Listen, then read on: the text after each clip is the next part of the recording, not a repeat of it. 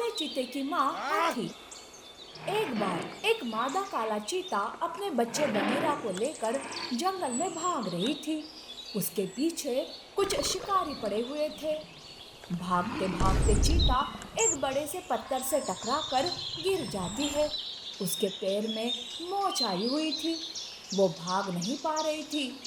तब चीता अपने बेटे से कहती है, बेटा बगीरा, तुम जल्दी से यहाँ से भाग जाओ, नहीं तो वो शिकारी तुम्हें भी पकड़ लेंगे। नहीं माँ, मैं तुम्हें छोड़कर कहीं नहीं जाऊंगा। कोई है, मेरी माँ की मदद करो प्लीज। यूं वो मदद के लिए चिल्ला रहा था। चीता बगीरा को वहां से भेजने की बहुत कोशिश करती है, पर बगीरा था कि अपनी माँ को छोड़कर जाने का नाम ही नहीं ले रहा था। शिकारी उनके करीब थे। तब चीता अपने बच्चे से कहती है, बेटा, तुम यहाँ से चले जाओ। देखो, तुम्हें मेरी कसम, तुम बड़े होकर एक अच्छे जानवर बनना और अपने साथियों की मदद करना। ठीक है माँ। खुश रहो बेटा। अब जल्दी से तुम किसी सुरक्षित जगह पर चले जाओ, भाग जाओ यहाँ से। बगीरा अपनी माँ की ये बात सुनकर वहाँ से भाग जाता है। वो भागते भागते बहुत दूर चला जाता है और थक हार कर एक पेड़ के नीचे बैठ जाता है। वो रो रो कर थक गया था। तब वो सो जाता है कि तभी दूर खड़े एक बाघ की नज़र बगीरा पर पड़ती है। बाघ अपने मन में सोचता है, अरे वाह, चीते का बच्चा, इसे खाकर तो बड़ा मजा आएगा। यूं सोचते हुए बाघ बगीरा के पास आता है। जैसे ही बाघ बगीरा के पास आता है, बगीरा की आँख खुल जाती है। बगीरा बाघ को देखकर डर जाता है और रोते हुए कहता है, प्लीज मुझे मत मारो, मुझे छोड़ दो। तब बाघ कहता है, अरे बेटा, रो मत, मैं तुम्हें कुछ नहीं करूंगा। तुम कौन हो और यहाँ ऐसे क्यों सो रहे हो? तुम्हारी माँ कहाँ है? बगीरा सारी बात बाघ को बता देता है। बाघ ये बात सुन मन ही मन खुश होता है और नकली आंसू बहाते हुए कहता है, बेटा, उदास ना हो, जो होना था सो हो गया। अब होली को कौन टाल सकता है? तुम मेरे साथ मेरे घर चलो, मैं तुम्हें अपने बेटे की तरह पालूंगा। मेरा भी इस दुनिया में कोई नहीं है, मैं भी अकेला हूँ।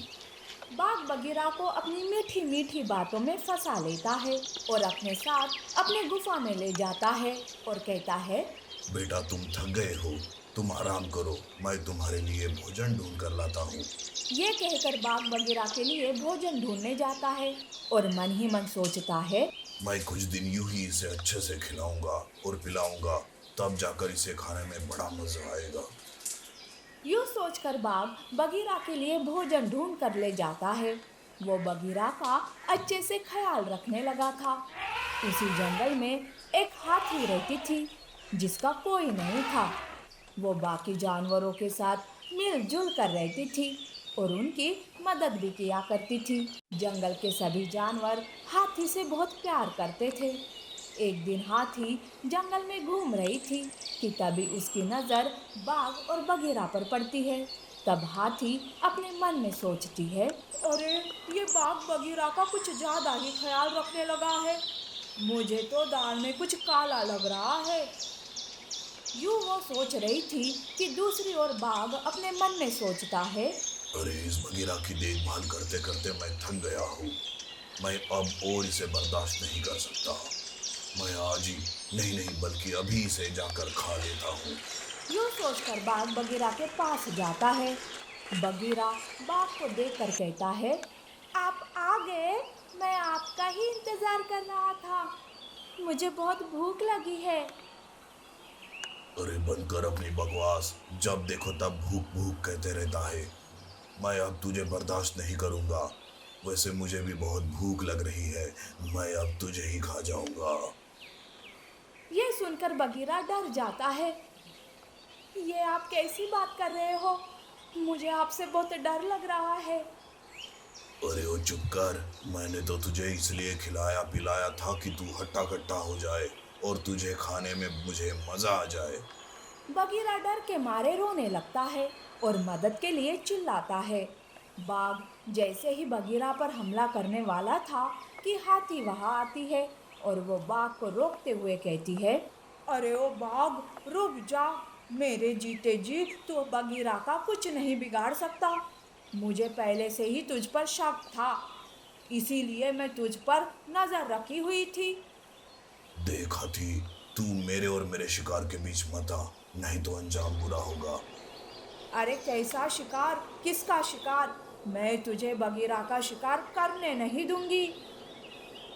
ठीक है, तो पहले मैं तुझसे निपटता हूँ, फिर इसे देखता हूँ। यूं बाघ और हाथी के बीच लड़ाई होती है। बाघ हाथी के सामने रुक नहीं पाता है और वो वहां से भाग जाता है। हाथी बगीरा से कहती है, बेटा बगीरा, घबराओ मत, अब कोई खतरा नहीं है। आज से मैं तुम्हारी माँ हूँ।